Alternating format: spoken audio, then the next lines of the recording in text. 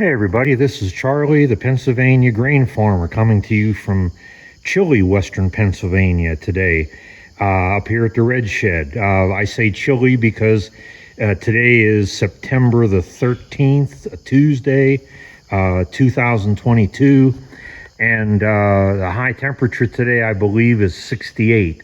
So when the sun goes behind the clouds temporarily and the wind picks up, it certainly feels like fall today. But in any event, I'm here just to make a short video today. And if you're wondering what you're looking at right now, this is my Oliver 66.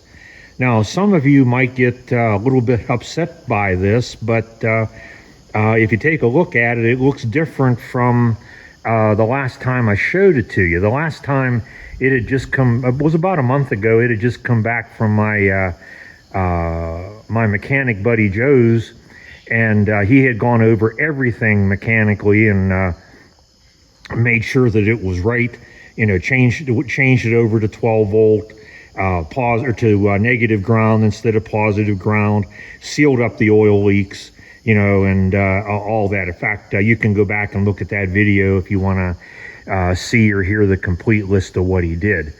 But when I first got this back at the end of June, and I had done a video on it, I had asked the question, you know, do you think that I ought to paint it or leave it the way it is? And this tractor, you know, mechanically was barely used. And Joe, you know, he, I'm not sure what word it is I'm looking for, but he confirmed that you know, there weren't many hours on this tractor. He thought maybe it was used for cultivating, but you know, the drawbar was not worn, the hydraulics weren't worn, the PTO was not worn, the steering isn't worn. It really wasn't used very much. But aesthetically, you know, like paint wise, it didn't look so good. I mean, the wheels, most of that red paint was very faded and flaked off, down to where you could see shiny bare metal in most spots. And the hood was just, you know, kind of a brown with rust on top. Not that it was rusted through or anywhere near it. It's not even really pitted. It just had kind of a rusty patina. It must have sat outside at least for a while, for part of its life. The grill was rusty. I mean, you know, wasn't very aesthetically pleasing. And a lot of people, when I ask, you know, should I, you know, redo this tractor? Should I paint it? And a lot of people said no, because it's in its original condition. It's only original once. And one guy said that it's kind of like a time capsule. So why mess with it? And, you know, for a while, after I got it, I, you know, kind of thought that way too, that, you know, I'm just going to leave it the way it is. But whenever it came back from Joe's, and he and I talked about it afterwards, he pointed out to me that the tractor, in terms of paint, was not original. It was original in terms of mechanics, but in terms of the paint, this tractor had already been repainted at least once. And as I looked at it, looked at some of the things he showed me, you could clearly see that there were a couple different layers of paint. And once he brought it back, and I got up on it, and I brought it up here from my house to the Red Shed, which is its forever home now. And I looked it over. I looked at the hood, and the hood was turning like an orange brown from the rust. And I don't know. I love my Olivers. You know, I really do. And people that grow up with their tractors and with a brand understand how a tractor kind of becomes part of the family. And although this one has only been with me for a short time, you know, I do care about it. And, you know, after Joe went over it, I know that mechanically it's great now. You know, there wasn't much that he did to it, just little things, but I know that it's mechanically right. And as I looked at what, you know, poor condition it was in paint wise and everything, I just got to a point where I just couldn't take it. And I don't mean to ignore, you know, the thoughts of my viewers But in the end, it's my choice. And it's just like any time that you get feedback or advice from people, it's always the same thing. And that is, you should listen to the feedback or advice. And I did. And you need to actually hear it. And I did. And you need to, consider it and think about it, which I did. But the bottom line was, once I realized that the paint wasn't original and I wasn't going to be, ruining an original paint job by painting it, I decided that I wanted to, because I thought, since it's standing tall mechanically, it should stand tall and, proudly look good aesthetically too. So about 2 weeks ago, I started the process of painting this thing. Now, I'm no body man in any way, shape, or form. I took off what paint I could with a paint stripping wheel on my cordless drill. I use sandpaper. I don't have a sandblaster or anything like that, but I got off all the rust that I could and all the paint that I could, although I couldn't get all the paint off.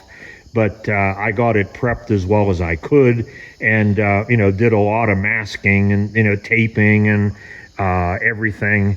And this took me about a week and a half of steady work to do, but I finally finished it up yesterday, Monday, which was Monday, September the 12th. And yesterday what I did was I put the sheet metal back on it and put the decals on and took the last of the masking tape off and touched up a couple places that I had missed.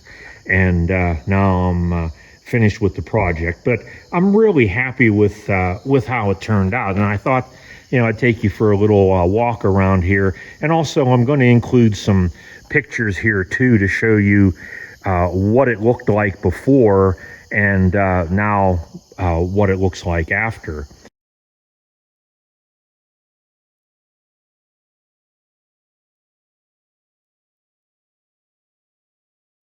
But I thought that it turned out pretty well.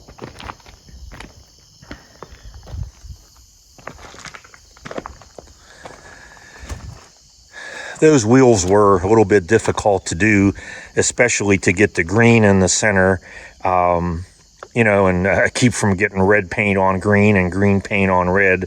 There was a lot of, intricate masking that went on there, but I did get that done. I took the little plate there that has the shifting pattern, took that off, took the key off of the key switch off, and the little plate underneath that shows the different positions of the key. I took all that off, and then all those gauges are new, so I masked all them so that I could do the dash. Okay. Also back here, I made a kind of a little holder for my slow-moving vehicle sign. Joe had done this on my Super 88 whenever he had it up there, and so I thought that was a pretty good idea. All it is just a piece of angle iron with a 7/16 bolt on the bottom, and it just goes through one of the holes down there in the drawbar, and it's easy to take off if it's going to be in the way of the PTO. But if I'm just jumping on and going down the road and the PTO is not going to be in the way, I have my slow-moving vehicle sign. Notice also that I did the lettering both in the front and the rear of that axle, the Oliver and the row crop. That was done with a little artist paintbrush and some Oliver yellow paint. And, the front of the axle looks just like it does here from the back. And it doesn't look like much, It's only, 26 letters. But it took me almost 2 hours to do that to try to get it to look right. So I feel that, back in the day, there must have been somebody in Charles City, Iowa, whose job was to paint those letters on these Oliver row crops. And I'll bet you that there was probably a high level of suicide among those people because it was really a pain in the ass. But, I wanted it to look good, so I took the time and the effort to do that. So I thought that it turned out about as well as can be expected, you know. And like I said, I'm not a body man in any way, shape, or form, but I think it looks pretty good right now. It's going to be kept inside other than when it's being used, so it's not going to be out in the sunlight a lot to fade it. And you know what? If it does fade or it does get scratched, I'll just paint it again. It wasn't expensive. I couldn't afford a several $1,000 paint job done by somebody that does it professionally, but I could afford a paint job that I could do myself. Okay, so that's what the Oliver 66 looks like now.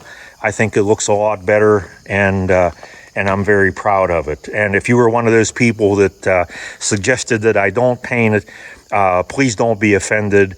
But it is my decision, and although I was originally not going to, after I realized that the other paint wasn't original, I thought, this tractor deserves to look good. So there you have it. So I hope you enjoyed this short video. I hope that you'll hit the like button, and hope that you'll subscribe if you already haven't. And if you have subscribed, I appreciate that very much. And so for now, this is Charlie, the Pennsylvania grain farmer, saying, see you next time.